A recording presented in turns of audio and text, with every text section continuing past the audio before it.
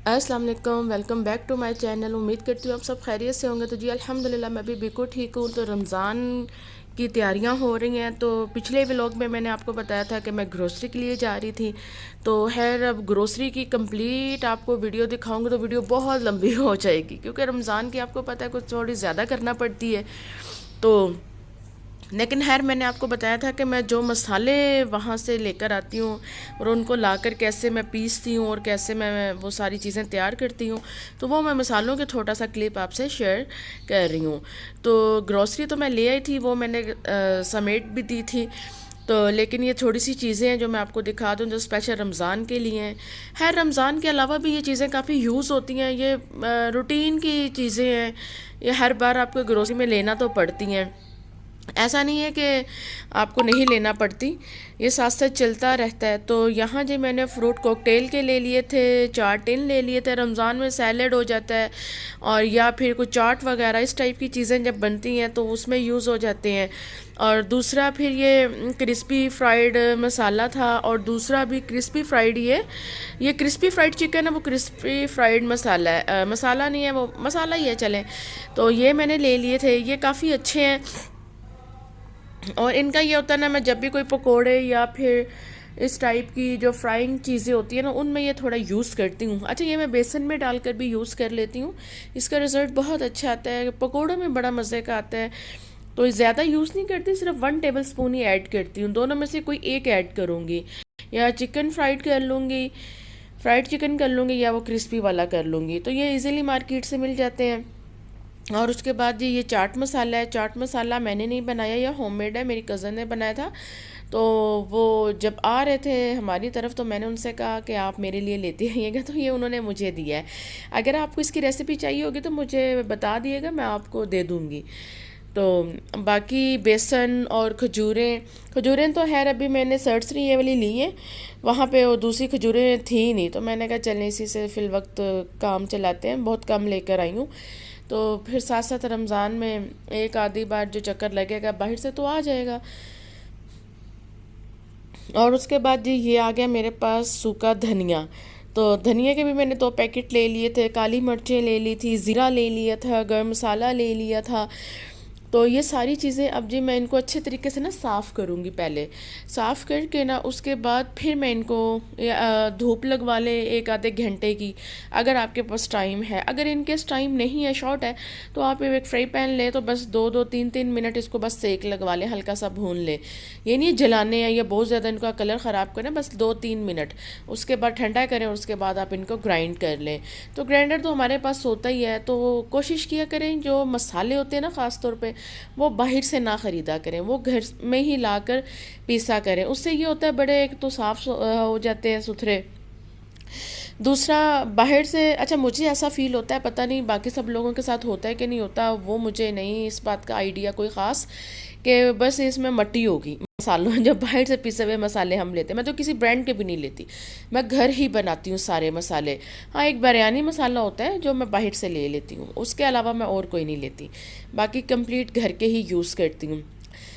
तो ये थे मसाले, वो तैयार हो जाएंगे। और आपको पता है तुख मलंगा तो रमज़ान की एक स्पेशल इंग्रेडिएंट है जो रमज़ान में यूज़ होता है, और होना भी चाहिए, इसके काफ़ी फ़ायदे हैं, काफ़ी फ़ायदेमंद चीज़ है, और हमें रमज़ान के अलावा भी इन चीज़ों का इस्तेमाल करना चाहिए। तो तुख मलंगा जी यहाँ से मैंने नहीं लिया, मैं यहाँ से तकरीबन मुझे 3-4 साल हो गए। तो मैं बिल्कुल, मुझे ना पसंद नहीं आता, ना ही मुझे यहाँ पे समझ आती है। मुझे पता नहीं क्यों यहाँ से मैं जब लेती हूँ ना तो मुझे ना हल्का सा बस यही फील आ रहा होता है कि इसमें ना थोड़ी स्मेल आ रही है, जबकि इसमें कोई अपनी इसकी मुझे नहीं लगता कोई ख़ास स्मेल है। तो मुझे ऐसा ना आता है फील के है मसला इसमें। और थोड़ी मट्टी भी यहाँ से मैं जब लेती हूँ ना तो बहुत ज़्यादा होती है, हालांकि मैं इसको स्ट्रेनर में डालकर धोकर उसके बाद भिगो के रखती हूँ, ऐसा नहीं है कि मैं डायरेक्ट पानी में डाल के रख देती हूँ। मैं बड़ा ख्याल करती हूँ कि बस मट्टी ना किसी चीज़ में और वो मुंह में ना आए। तो फिर मैं वो भी ये लाहौर से मैंने मंगवाया है, क्योंकि लाहौर से ही मैं हमेशा लाहौर में रहती थी, तो लाहौर से शॉपिंग करती थी, विक्टोरिया से, तो उसी की आदत थी। तो विक्टोरिया को मैं यहाँ आके बहुत मिस करती हूँ, लेकिन यहाँ भी बहुत बहुत बड़े ग्रोसरी शॉप है, ऐसा नहीं है, बड़े बड़े ज़बरदस्त बनी हुई हैं। तो मॉल्स में शॉप्स वगैरह, लेकिन विक्टोरिया की क्या बात है, विक्टोरिया को मैं कहीं भी चली जाऊंगी ज़रूर मिस करूंगी। तो ये भी मैंने विक्टोरिया से 5 पैकेट मंगवा लिए थे, क्योंकि वो भी आपको पता है रमज़ान में यूज़ हो जाते हैं। अरे ये सारे तो नहीं होंगे, रमज़ान के बाद भी चलते रहेंगे, इसका इस्तेमाल मैं करती रहती हूँ।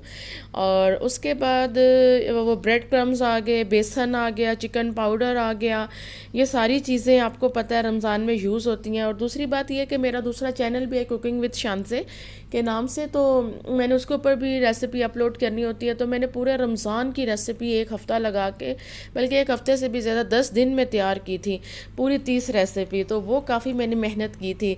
तो वो सारी रेसिपी आपको मेरे दूसरे चैनल पे मिलेंगी, कुकिंग विद शांसे पे। तो बस जी, ये रमज़ान की मसालों की थी छोटा सा व्लॉग, मैंने कहा मैं आपसे शेयर कर दूं। अगर पूरी कंप्लीट ग्रोसरी में आपको दिखा दी तो मुझे बड़ा टाइम लग जाता, तो है वो तो मैंने उठा दी। तो ये मैंने पीसने थे, तो मैंने कहा साथ में आपको दिखा देती हूँ।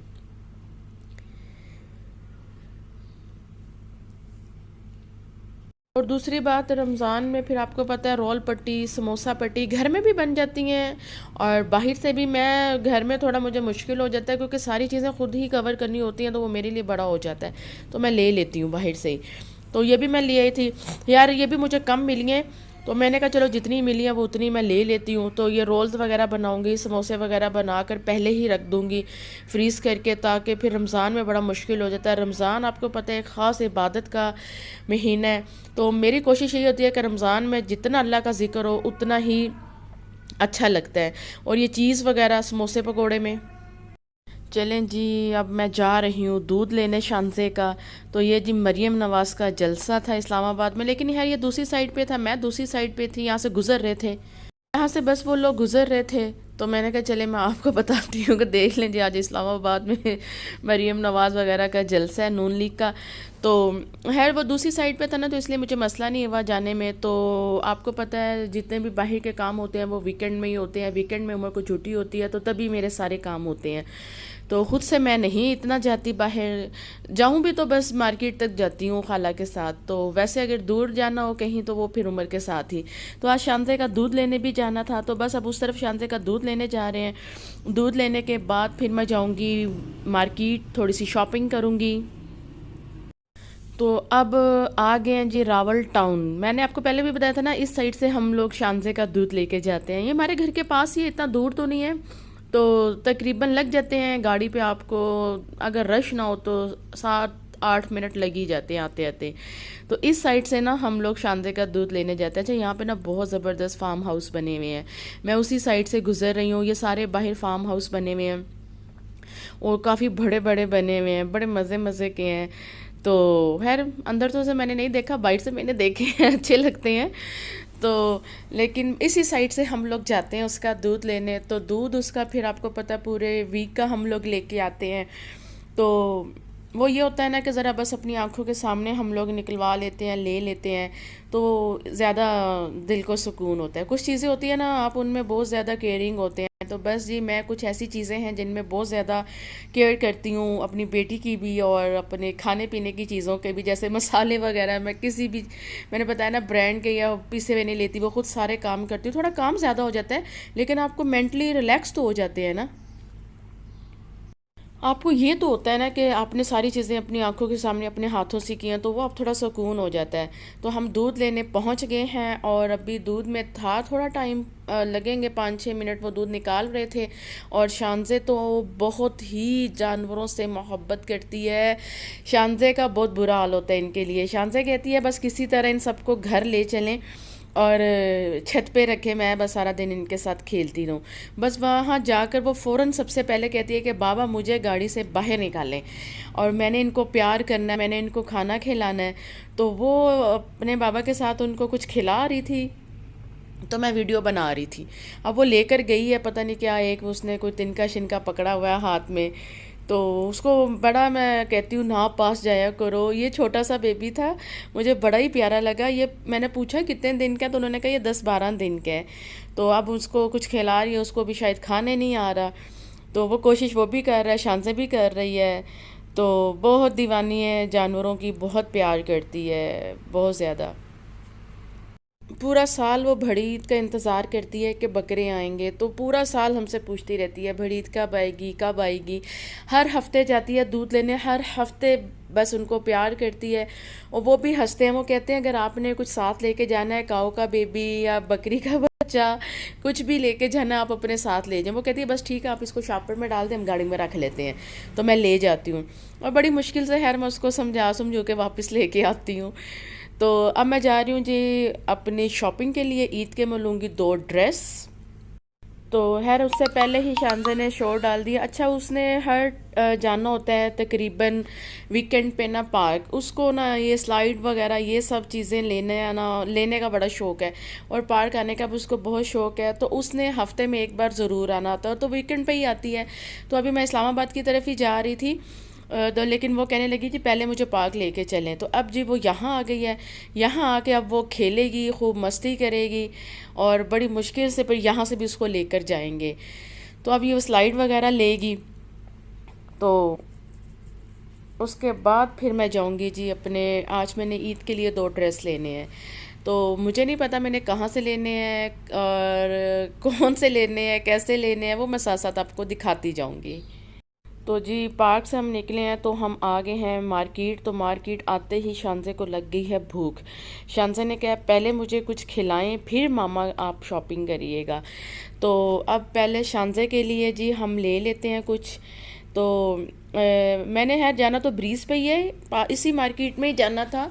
मैं आई थिंक पता नहीं F6 में हूँ, तो ये हाँ F6 में ही हूँ। तो यहाँ से जी शानज़े ने पहले अपने लिए कुछ खाने के लिए लेना था और उसके बाद शानज़े ढूंढ रही है जी अपनी शॉप KFC, यहाँ से वो कुछ खाएगी। उसके बाद फिर मैं जाऊँगी और मैं अपने लिए क्या पसंद करती हूँ, क्या लेती हूँ, वो मैं आपको अपनी इसी वीडियो में दिखा दूँगी। घर जाकर अलग से दिखाना, अलग से वो करना, वो मुझे बड़ा मुश्किल लग रहा होता है। तो मेरी कोशिश होती है साथ साथ ही बना दूँ, साथ साथ ही अपलोड हो जाए, घर वाला काम ना जाके करना पड़े मुझे कि मैं मार्केट से ये लाई हूँ ये देख लें।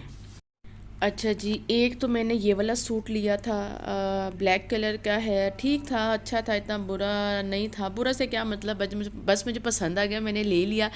एक मैंने ये लिया था, इसके साथ शिफॉन का दुपट्टा था, ये लॉन का सूट है और प्रिंटेड ये सारी कढ़ाई वाली कमीज़ और प्लेन ट्राउज़र जी। तो दूसरा मैंने ये वाला कलर लिया था, ये कलर भी बड़ा अच्छा लगता है गर्मियों में पहना हुआ, काफ़ी ठंडा ठंडा सा लगता है। और चाहे ब्लैक कलर तो ऐसा है ना, ये हर बार आप ले ही लेते हैं, ना लेते हुए भी ना आप कोशिश करें कि इस बार आप ब्लैक कलर लेना, फिर भी आप ले लेते हैं। उसके बाद जी एक ये मुझे ना अच्छा लगा था, ये मैंने ख़रीदा नहीं था, ये लॉकेट है। वैसे मैं देख रही थी तो मैंने कहा चल एक छोटी सी वीडियो आपको बना के दिखाती हूँ। लोहे कुरानी, उसके ऊपर ना लोहे कुरानी लिखा हुआ, लोहे कुरानी लिखी हुई थी ना, तो बड़ा खूबसूरत लग रहा था वो लॉकेट। तो है जो लोग शौकीन है बहुत ज़्यादा पहनने के ज्वेलरी, वो लोग तो शौक़ से लेते होंगे। मैं खैर इतनी ज्वेलरी नहीं पहनती, मुझे कोई ख़ास इंटरेस्ट नहीं है ज्वेलरी में, बस छोटी सी पहनी हो बस वही पहनी हो। तो उसके बाद अब मैं जा रही हूँ घर जाकर मैंने सीधा ही किचन में जाना है और जाकर मैं आपसे ना एक छोटी सी रेसिपी भी शेयर करूँगी। आज मुझे ना इमली और खजूर की चटनी बनानी है रमज़ान के लिए। बड़ी छोटी सी रेसिपी है, बड़ी मज़े की चटनी बनती है रमज़ान में। फिर आपको पता है अफ्तारी में अच्छा लगता है, पकौड़ों के साथ, समोसों के साथ, रोल्स के साथ। खैर वो ज़्यादा चीज़ें खानी भी नहीं चाहिए, फिर आपका स्टमक का भी प्रॉब्लम हो जाता है। तो एक आधा तो चलो फिर हम खा ही लेते हैं, और एक आधा तो बनता भी है ना पूरे दिन का रोज़ा रखा होता है। तो बस फिर घर आ गई, घर आके मैं सीधा किचन में, मैंने आपको बताया था कि मैं आपको चटनी बनाने की एक रेसिपी दूंगी। बड़ी मज़े की चटनी बनती है और हर कोशिश यही इंसान को करनी चाहिए कि जितना हो सके हम घर का खाना खाएं, घर की बनी हुई चीज़ों का इस्तेमाल करें, वो ज़्यादा हमारी सेहत के लिए फ़ायदेमंद होती हैं। लेकिन खैर कभी कभी बाहर से भी अगर आप खा लेते हैं तो उसमें भी कोई हर्ज नहीं है, लेकिन ज़्यादा खाना ठीक नहीं होता, वो थोड़ा मसला भी हो जाता है। तो बाकी ये चटनी की रेसिपी है, अगर इसकी कंप्लीट रेसिपी चाहिए होगी तो मेरे दूसरे चैनल पे आपको मिल जाएगी। तो अगर आपने उधर से नहीं लेनी तो आप इधर से ले लें जहाँ मैं बना रही हूँ इसी चैनल पे। तो रमज़ान की तैयारियां तो आपको पता है, मैंने आपको बताया था कि मुझे 10 दिन हो गए हैं करते हुए। और उसकी रीज़न ये, मैंने काफ़ी चीज़ें बनाकर जो स्टोर करने वाली थी उसको मैंने स्टोर कर दी, यानी कि फ्रीज़ करने वाली। और ये आपको फ्रीज़ करने की ज़रूरत नहीं है, ये आप नीचे फ्रिज में भी बनाकर एयर टाइट बॉक्स में रख देंगे, जितनी आपको चाहिए डेली आप यूज़ करें, फिर वापस आप फ्रिज में रख दें तो ये बिल्कुल ख़राब नहीं होती। 15 से 20 दिन, 20 से 25 दिन भी ये चल जाती है आराम से। तो मैं इतने ही दिनों के लिए बना रही हूँ, काफ़ी ज़्यादा बना रही हूँ ताकि 15-20 दिन ये चल जाए। फिर साथ समोसा चटनी भी बना लूँगी, उसका भी ये होता है कि वो भी घर की साफ़ सुथरी चटनी होती है। समोसा चटनी भी बहुत अच्छी बनाती हूँ, उसमें मैं ना खुबानी का इस्तेमाल करती हूँ, जो लोग नहीं करते। तो वो ज़्यादा चीनी और इमली की ना समोसा चटनी बनाते हैं, लेकिन खैर मैं चीनी को भी थोड़ा इतना ज़्यादा ख़ास पसंद नहीं करती, उसकी जगह मैं शक्कर गुड़ को पसंद करती हूँ। और करना भी चाहिए, ये अच्छी चीज़ें हैं। तो चीनी को ज़्यादा सेहत के लिए फ़ायदेमंद चीज़ भी नहीं है। मैं तो पूरा रमज़ान भी गुड़ के शरबत का ही इस्तेमाल करती हूँ, चीनी के वो स्कंजमी वगैरह या ये टैंग शैंग इस टाइप के जूस और ये जूसेस बिल्कुल यूज़ नहीं मैं करती। तो मैं कंप्लीट एक देसी टच देती हूँ रमज़ान में भी, इफ्तारी में, कि वो अच्छी चीज़ का इस्तेमाल करें, सेहतमंद चीज़ का इस्तेमाल करें, हेल्दी चीज़ का इस्तेमाल करें और हेल्दी खाने का ही इस्तेमाल भी करें। तो वही सब करती हूँ। तो गुड़ का शरबत बनाती हूँ, उसकी रेसिपी भी मेरे चैनल पे है, कुकिंग विद शांसे पे। लेकिन वो इतना मज़े का बनता है ना जब आप उसमें लीमू और तुख मलंगा ऐड कर देते हैं। अगर आपने ये शरबत नहीं बनाया गुड़ वाला तो आप इसको ज़रूर बनाएं, आपको बहुत पसंद आएगा। तो एक तो इसकी तौसीर बहुत ठंडी होती है और बहुत ज़्यादा ये ताकत वर होता है जो ये गुड़ का शरबत, क्योंकि गुड़ ताकतवर होता है, इसमें कोई भी आर्टिफिशियल चीज़ यूज़ नहीं होती, ये कंप्लीट ओरिजिनल तरीके से बनता है। तो इन चीज़ों का इस्तेमाल हमें करना चाहिए रमज़ान में। मैं लेकर ही नहीं आती कोई भी ये टैंग नहीं लेकर आती, हाँ एक रूह अफ़ज़ा ज़रूर मैं लेकर आती हूँ, क्योंकि वो मेरी बेटी है ना, वो ज़रूर एक आधा गिलास दिन में ले लेती है शरबत का उसको ज़रा होता है कि मैंने ये पीना है। वैसे मैं रमज़ान के लिए बिल्कुल यूज़ नहीं करती। रमज़ान के लिए मैंने स्पेशल अपने गांव से गुड़ मंगवाया होता है। तो मैं रमज़ान आने से पहले ही अपने फादर से बोल देती हूँ कि आप अपना गुड़ मंगवाएंगे या लेने जाएंगे तो आप मेरा भी ले आइएगा। तो पूरे रमज़ान का 25 से 30 किलो गुड़ लगता है, तो वो पूरे रमज़ान का आ जाता है। चीनी का कोई इस्तेमाल नहीं होता हमारे दस्तरखान पे रमज़ान में स्पेशल। तो वैसे तो आपको पता होता है, ज़ाहिर है चीनी के बगैर भी गुजारा नहीं होता, लेकिन ख़ास कोई इस्तेमाल हम लोग उसका नहीं करते। तो यहाँ जी मैंने ये जी इमली का पल्प बना लिया था, उसके बाद ये खजूर का पल्प, गुठली दोनों की रिमूव कर दी थी। और उसके बाद इसको मैं ग्राइंड कर लूँगी। ग्राइंड करने के बाद थोड़ा सा बस इसको पकाना, ज़्यादा पकाना भी नहीं है, और बड़े आराम से इजीली ये चटनी बन जाती है। तो यहाँ भी मैं शक्कर का इस्तेमाल कर रही हूँ। खैर जो लोग शक्कर नहीं यूज़ करते या जिन लोगों को नहीं पसंद, तो वो यहाँ चीनी का इस्तेमाल कर लें, सिंपल। तो इसके बाद फिर अब मैंने काफ़ी टाइम हो गया है, तकरीबन अब रात के 8 बज रहे हैं, खाना खाना है। खाना खाने के बाद और फिर नमाज का टाइम हो जाएगा इशा का। उसके बाद फिर आपको पता है आपकी वो सोने की तैयारी हो रही होती है, और फिर किचन में जो कुछ भी पड़ा होता है आपने वो भी सब कुछ फिर क्लोज़ करना होता है।